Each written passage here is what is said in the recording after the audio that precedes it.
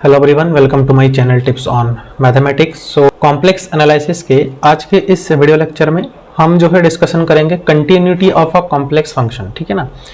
तो देखिए, जो है continuity of a complex function का जो लेक्चर है आज का, ये स्टार्ट करने से पहले आपको मैं बता देता हूँ कि सबसे पहले तो आपको जाननी पड़ेगी जो है limit of a complex function, है ना।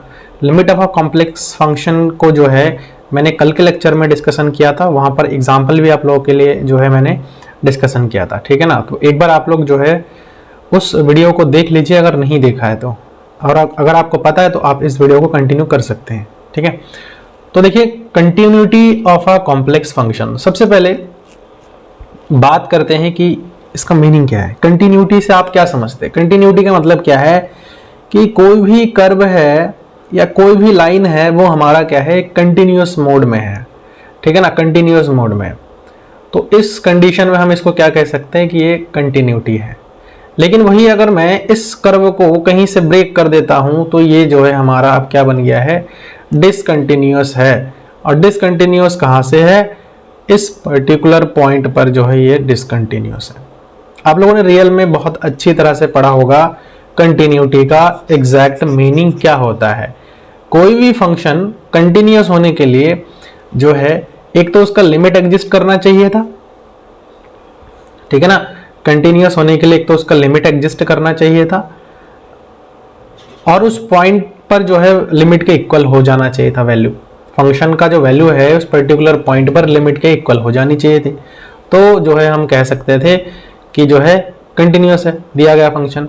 लेकिन हम यहाँ पर रियल पर बहुत ज़्यादा बात तो नहीं करेंगे, हम बात कर रहे हैं कॉम्प्लेक्स पर, तो हम इसी पर ज़्यादा फोकस करेंगे। ठीक है। रियल पर नेक्स्ट आगे जो है मैं उसका वीडियो बना दूंगा, क्योंकि अभी लेक्चर उसका बनने हैं तो उस पर मैं डिस्कशन कर दूंगा अच्छे से।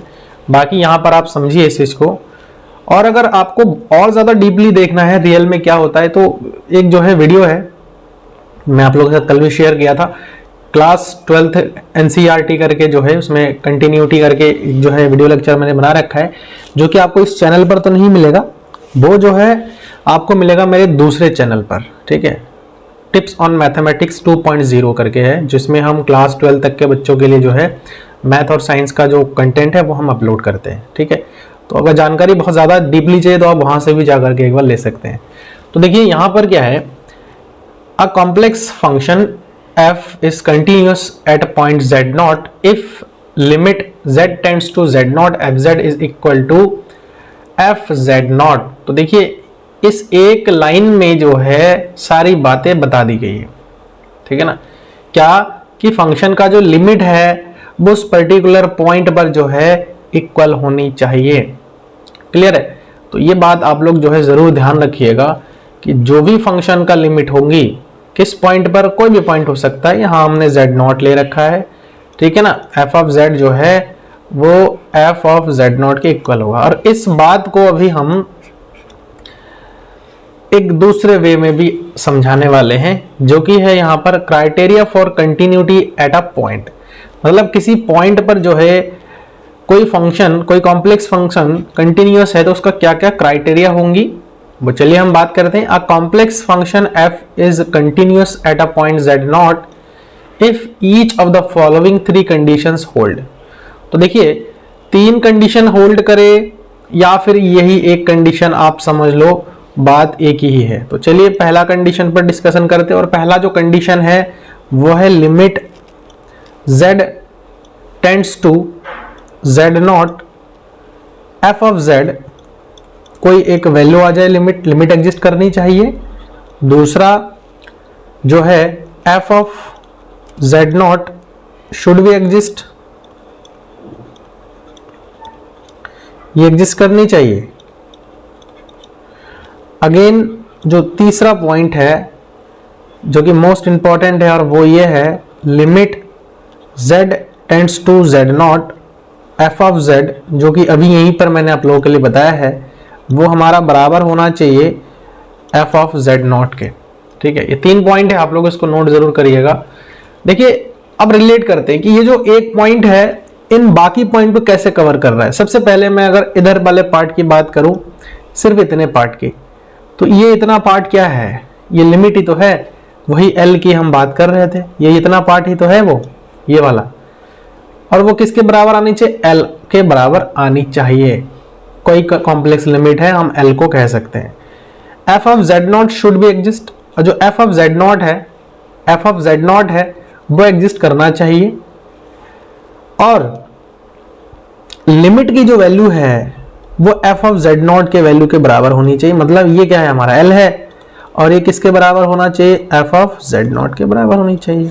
That's it. अगर ये चीज है तो हम कह सकते हैं कि जो दिया गया कॉम्प्लेक्स फंक्शन है वो हमारा क्या है, कंटिन्यूअस है। ठीक है, कंटिन्यूअस है। तो हम उस फंक्शन को उस पर्टिकुलर पॉइंट जेड नॉट पर कह सकते हैं कि जो है इस पॉइंट पर जो है फंक्शन हमारा कंटिन्यूअस है। ठीक है ना, कंटिन्यूटी चेक करेंगे, अभी एग्जांपल भी है इसका मैं लूंगा। तो होप कि आपको जो डेफिनेशन है वो बहुत ही अच्छी तरह से क्लियर हो चुका है। देखिए, क्लियर ये तभी होगा जब आप लिमिट का कॉन्सेप्ट क्लियर करेंगे, क्योंकि इन जनरली क्या होता है, जब रियल में जिन बच्चों ने पढ़ा होगा उनको पता होगा, क्योंकि आपको सबसे पहले फंक्शन पढ़नी होती है। मैं बता देता हूं थोड़ा सा, अगर आपको ये क्लियर करनी है सबसे पहले तो आप रियल में क्लियर करिए। सबसे पहले आपको फंक्शन क्लियर करनी पड़ेगी। दूसरा, आपको जो है limit of a function clear करनी पड़ेगी। लिमिट ऑफ फंक्शन जब आप क्लियर करेंगे तो आपको कंटिन्यूटी आप जो है क्लियर कर पाएंगे। कंटिन्यूटी क्लियर करेंगे देन आप डिफरेंशिएबिलिटी आप क्लियर कर पाएंगे। तो रियल में जैसा चलता है यहां पर भी कॉम्प्लेक्स में भी वैसे ही चलेगा। ठीक है ना, तो बस आपको जो है समझनी पड़ेगी, हर एक टॉपिक को क्लियर करनी पड़ेगी। तो हमने देखिए यहां पर भी, अब जैसे मैंने बता तो दिया है कि रियल में ऐसे ऐसे होंगे, आपको फंक्शन क्लियर करनी पड़ेगी, आपको लिमिट क्लियर करनी पड़ेगी, कंटिन्यूटी क्लियर करनी पड़ेगी और डिफरेंशिएबिलिटी। हर एक जो है एक दूसरे का जो है क्या है, पूरक है। कहने का मतलब एक के बिना दूसरा अधूरा है। आप फंक्शन को नहीं समझ रहे हैं तो आप लिमिट नहीं समझ पाएंगे, और लिमिट नहीं समझ पाएंगे तो आप कंटिन्यूटी बिल्कुल ही भूल जाइए, और फिर डिफरेंशिएबिलिटी तो कोई उसकी बात ही नहीं कर सकते हम। तो वैसे ही कॉम्प्लेक्स में जब आते हैं तो हमारा जो फंक्शन बन जाता है वो कॉम्प्लेक्स फंक्शन बन जाता है, limit of a complex function बन जाता है, अब continuity of a complex function बन जाता है, differentiability of a complex function बन जाता है। कुछ टॉपिक और इसमें ऐड ऑन हो जाता है, वो मैं आगे डिस्कशन करूंगा। ठीक है, तो आप ये सारे मैंने लिमिट फंक्शन भी मैंने बता रखा है, फंक्शन का लिमिट भी बता रखा है। आज हम कंटिन्यूटी पर डिस्कशन कर रहे, तो सारी चीजें मैंने आप लोगों को बता दिया है ना। वो थोड़ा सा मेहनत आपको करनी पड़ेगी कि आपको लेक्चर्स को देखने हैं और जो कॉन्सेप्ट है उसको आपको क्या करनी है, क्लियर करनी पड़ेगी। ठीक है, चलिए आगे बढ़ते हैं, और इसमें हम जो है अब बात करेंगे प्रॉपर्टीज ऑफ कंटिन्यूअस फंक्शन। मतलब जो कंटिन्यूअस फंक्शन है उसकी क्या प्रॉपर्टीज है। ठीक है ना, ये बहुत इंपॉर्टेंट है कि कंटिन्यूअस फंक्शन की प्रॉपर्टीज क्या क्या हो सकती है। देखिए, अगर if F and G are continuous at point Z naught then the following functions continuous at the point Z naught. मतलब ये कहा है कि F of Z and G of Z, मतलब ये कॉम्प्लेक्स फंक्शन है जो कि कंटिन्यूअस है। कहां पर, जेड नॉट पॉइंट पर कंटिन्यूअस है, ये कह रहा है। अगर ये वाला और ये वाला फंक्शन एक पर्टिकुलर पॉइंट जेड नॉट पर कंटिन्यूअस है तो हम ये कह सकते हैं कि कोई भी कांस्टेंट हुआ, और सी एक कोई कांस्टेंट है, कॉम्प्लेक्स कांस्टेंट, और फंक्शन जो एफ जेड होगा अगर मैं उससे मल्टीप्लाई कर देता हूं कोई कांस्टेंट को, तो वो भी हमारा जो है क्या होगा, कंटिन्यूअस होगा। ठीक है ना, मतलब एक फंक्शन कंटिन्यूअस फंक्शन है हमारे पास। मान के चलिए कि एफ जेड हमारे पास एक कंटिन्यूअस फंक्शन है। अब इसको मैं 5 से गुणा कर दूंगा, कोई तो फर्क नहीं पड़ेगा, एक कांस्टेंट है, 5 से गुणा कर दूंगा। तो 5 से मैं जब गुणा कर दूंगा तो जो है फिर भी कंटिन्यूअस रहेगा। तो बस वही चीज यहां पर भी बताया जा रहा है कि किसी भी कॉम्प्लेक्स फंक्शन जो कि कंटिन्यूअस है पहले से एक पर्टिकुलर पॉइंट जेड नॉट पर, तो उस फंक्शन को अगर हम एक कांस्टेंट से मल्टीप्लाई करें तो वो भी कंटिन्यूअस होगा, है ना। नेक्स्ट सेकंड वाला जो प्रॉपर्टी है वो ये कह रहा है कि अगर एफ ऑफ एक्स प्लस, अरे यहां पर हम कॉम्प्लेक्स ले रहे तो एक्स नहीं लेंगे, हम यहां पर जेड लेंगे, F of Z plus G of Z and F of Z minus G of Z, ये भी हमारा कैसा होगा, कंटिन्यूअस होगा। कब, जब एफ ऑफ जेड और G F Z, G of Z, ये दोनों ही जो है इस पर्टिकुलर पॉइंट पर क्या है, कंटिन्यूअस है। ठीक है, f इंटू जी जो है ये भी हमारा क्या होगा, कंटिन्यूस होगा। मतलब f of z into G of z ये भी हमारा क्या होगा, कंटिन्यूस होगा। क्लियर है? f upon G provided g of z naught does not equal to 0। मतलब क्या है कि f of z upon g of z जो है ये क्या होगा, कंटिन्यूस होगा। ध्यान रखना जो g ऑफ z नॉट है, z है, ये हमारा क्या नहीं होना चाहिए, जीरो नहीं होना चाहिए। अगर ये जीरो हो गया है देन ये तो फंक्शन डिफाइन ही नहीं होगा, अनडिफाइन हो जाएगा। तो होपफुली कि आप लोगों को ये जो प्रॉपर्टीज है ये अच्छे से क्लियर हो गया है। ठीक है, कहीं पर डाउट है तो आप लोग कमेंट के माध्यम से मेरे से पूछ सकते हैं, है ना। वैसे इसमें डाउटफुल कोई होने की कोई ऐसी बात नहीं है, क्योंकि बहुत सारे ऐसे क्वेश्चंस होते हैं जहां पर हम ऐसे प्रॉपर्टीज को यूज करके इजीली उसको जो है हम सॉल्व आउट कर सकते हैं। मतलब हम अगर किसी दो फंक्शन, जैसे इसकी बात करता हूं मैं, यूज भी होता है। अगर कोई दो फंक्शन हमारे पास अलग अलग हम कंटिन्यूस प्रूव कर रहे हैं तो उनका एडिशन और सब्ट्रैक्शन भी हमारा जो है क्या हो जाएगा, कंटिन्यूस हो जाएगा। अगर कोई भी एक डिसकंटिन्यूस हो गया तो पूरा जो इनका एडिशन है वो भी हमारा क्या हो जाएगा, डिसकंटिन्यूस हो जाएगा। वो उसको हम कंटिन्यूटी के अंडर में नहीं रख सकते हैं। क्लियर है? चलिए अब हम जो है इसमें कुछ एग्जाम्पल लेते हैं, और इस एग्जाम्पल में, इन सब एग्जाम्पल में आपको क्या बताना है, डिस्कस द कंटिन्यूटी, है ना। Discuss the continuity. ठीक है, आपको इसके कंटिन्यूटी पर डिस्कशन करने, कौन से, z इज इक्वल टू 1 पर। ठीक है, z इज इक्वल टू 1 पर आपको जो है कंटिन्यूटी डिस्कशन करनी है। अब ये कंटिन्यू डिस्कशन करने के लिए आपको मैंने 3 पॉइंट अभी जस्ट गिनाया है ना, और उन्हीं 3 पॉइंट्स पर ही जो है हम बात करेंगे। सबसे पहले हमें इसका लिमिट चेक करनी है, तो limit at z naught is equal to 1 पर। तो लिमिट हमें पता है, limit z tends to z naught होता है जो कि 1 है हमारे पास दिया हुआ। f ऑफ z क्या हो जाएगा, लिमिट z टेंड्स टू 1, है ना, और z नॉट हमारे पास जो है, देखिए f ऑफ z हमारे पास क्या हो जाएगा, देखो 1 नहीं है, 1 के तरफ जा रहा है, एग्जैक्टली 1 नहीं है, z टेंडिंग्स टूवर्ड्स दी 1, मतलब z 1 के तरफ जा रहा है। तो उस कंडीशन में हमारा, क्योंकि ये modulus of z does not equal to 1 है, मतलब 1 जब नहीं है तो ये फंक्शन हम ले सकते हैं। इट मीन फंक्शन हमारा कौन सा होगा, z cube minus 1 by z minus 1। ठीक है, अब डायरेक्टली अगर यहाँ 1 पुट करेंगे तो ये हमारा क्या हो जाएगा, 0 हो जाएगा। यहाँ हम एक फॉर्मूला अप्लाई करेंगे, z क्यूब माइनस 1 का cube, a cube minus b cube का हम फॉर्मूला अप्लाई करेंगे, तो ये होता है हमारा a स्क्वायर, है ना, b स्क्वायर जो कि 1 हो जाएगा, प्लस का b स्क्वायर और प्लस का a इंटू बी मन के z हो जाएगा यहाँ डिवाइडेड बाय, अरे यहाँ पर हमें थोड़ा सा मिस्टेक भी हो रहा है, इस चीज़ को चलिए यहाँ पर पहले लिख लेते हैं। ठीक है, यहाँ पर हम जो है इसको पहले हटा लेते हैं यहाँ से, फिर इसको हम बात करते हैं। लिमिट भी लिखना पड़ेगा ना हमें, यहाँ पे अभी लिमिट अप्लाई नहीं किया हमने। लिमिट z टेंड्स टू 1, और इसको हम देखिए यहाँ पर क्यूब भी लिख सकते हैं, 1 का क्यूब, तो a cube minus b cube जैसा फॉर्म बन जाएगा, और z माइनस 1 हो गया है, और दूसरा हमारे पास हो गया z square plus 1 plus z divide by z minus 1। ठीक है, अब देखो ये वाला टर्म से ये वाला टर्म कैंसिल आउट हो रहा है, और यहाँ आ जाएगा लिमिट z टेंड्स टू 1, और ये हो रहा है हमारे पास z square plus 1 plus z। अब लिमिट हम अगर रख देते हैं तो ये 1 का स्क्वायर प्लस 1 प्लस 1, तो इस मतलब हमारे पास आ जाएगा 3। ठीक है, ये क्या आ गया है, 3 आ गया, मतलब लिमिट हमारे पास कितना आया है, 3 आया है। अब हमें क्या करनी पड़ेगी, इस पर्टिकुलर f ऑफ 1 निकालो। f ऑफ 1 की अगर मैं बेसिकली बात करूं तो वो हमारे पास दिया हुआ है, फंक्शन डिफाइन किया हुआ है कि वो हमारे पास कितना है, 3 है। ठीक है ना, ये हो गया है। तो सिंस हम यहाँ पर लिख सकते हैं, बड़े ही प्यार से हम इसको अच्छे से लिख सकते हैं कि limit z tends to 1, f of z is equal to f of 1। ठीक है, तो देयरफॉर इट इज ना लिख करके देयरफॉर यहां पर हम ऐसे लिख सकते हैं, f of z is continuous, CTS लिख सकते हैं, continuous at z naught is equal to 1। Clear है, क्योंकि ये चीज हमारे पास बराबर हो गया है। होप कि आपको ये क्वेश्चन समझ में आ गया है अच्छे से, कैसे हम इसको कंटिन्यूस दिखा सकते हैं। क्लियर है। अब देखिए ये एक क्वेश्चन हमने यहाँ पर और भी लिया है जिसमें आपका फंक्शन दे रखा है। अब देखिए यहाँ थोड़ा सा ये बाय मिस्टेकली इसको हमने यहाँ पर ऐसे लिख दिया है, ठीक है ना, प्रिंट मिस्टेक हम कह सकते हैं। z0 जो हमारे पास वैल्यू दिया हुआ है वो हमारे पास 1 प्लस आयोटा अंडर रूट 3/2 दिया है। फंक्शन डिफाइन किया हुआ है इस टाइप से। तो सबसे पहले हमें क्या करनी है, एट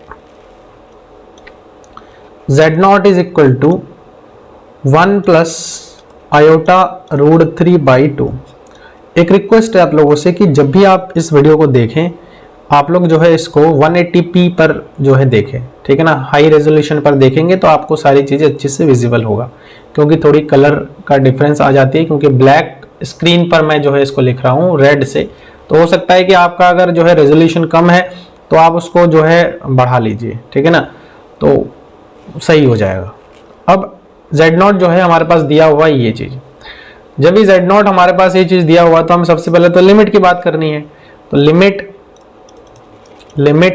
z टेंड्स टू कौन सा, यही वाला 1 plus iota under root 3 whole divide by 2 function f of z आ जाएगा, ठीक है ना।